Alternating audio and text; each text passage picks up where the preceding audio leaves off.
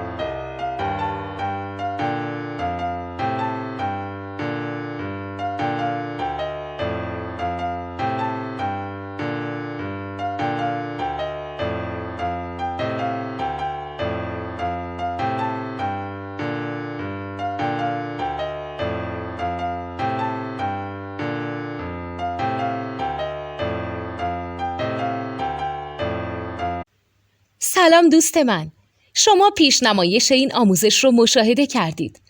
برای دیدن آموزش به صورت کامل میتونید به وبسایت نوت2 که مرجع آموزش موسیقی هست مراجعه کنید.